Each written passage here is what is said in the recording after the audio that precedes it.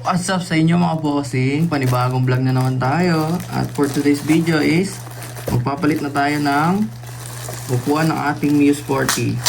Or rather, ipapamodify natin yung flat seat na nakakabit sa atin. At eto nga pala yung seat cover na napili ko ikabit sa Mio natin. Mga bossing, ito yung ginagamit nila na pang Indo-Indo. Ayan kung makikita nyo. Lalagay ko na lang yung link sa description kung saan ko ito nabili. Liha type siya at meron siyang pattern na checkered yata ito mga bossing. Ayan, ito sa likod niya. Nakatahi na nga pala ito mga boss nung nabili ko. Ayan. Hindi ko na pa tatagalin ito mga bossing. Ikakabit na natin to sa nagkakabit ng upuan or nag-aayos ng upuan dito sa amin. Tara, let's go! Mga bossing, ito nga pala yung Mio Sporty natin. At ito nga pala yung kanyang upuan. Kung mapansin nyo, stock yung frame niya pero tinabas siya ng nakaraang may-ari. Kaya siya naging flat seat. Ingay naman ang pusa namin eh.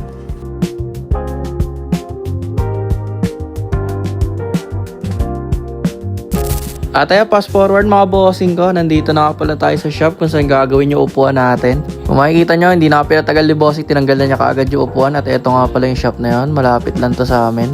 At eto na nga pala yung mga process na ginawa. Siyempre una mga boss is binakalas yung lumang cover niya. At ayan, kung makikita nyo, yung foam niya sa loob is medyo may kalumaan na rin. Nag-decide nga pala ako dito na padagdagan ng foam yan kasi nakatabas siya. Kaya ito dinagdagan ni bossing. Pero yung dinagdag niya dito is hindi pa yung pinakamataas na kagaya ng sa mga Indo. Kasi sa ngayon mga bossing is gusto ko lang matanggal yung parang naka-flat seat ka talaga na pakiramdam. And at the same time is hindi siya uumbok ng gaano. At eto na nga yung solusyon doon. Pero just in case na gusto ko talagang kunin yung sa Indolock is ibabalik ko na lang yan dito, sabi ko kay bossing, para palagyan ulit ng foam at patabasan ulit. Siyempre pakoberan ulit. At eto nga pala yung mga ginawa mga bossing. Enjoy nyo na lang.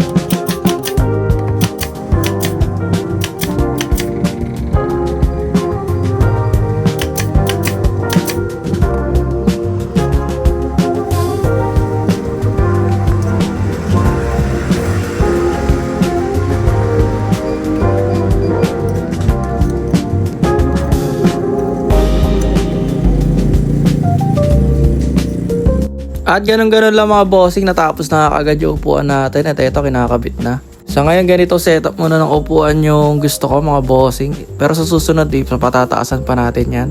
At ipagagaya talaga natin yung Indo seat, or kung may pagbili tayo is bibili lang tayo ng nakagawa na Indo seat para sa Mio Sporty. At ayan, tignan nyo yung itsura mga bossing. At sa tingin ko, dito ko na rin tatapusin yung vlog na to. Kung nagustuhan mo yung content ko na to, please consider subscribing it, hindi ka pa nakasubscribe. At sa mga nakasubscribe dyan, dati pa as always, maraming salamat po sa inyo. This is Street Zen, live life, be happy, and stay safe. Peace!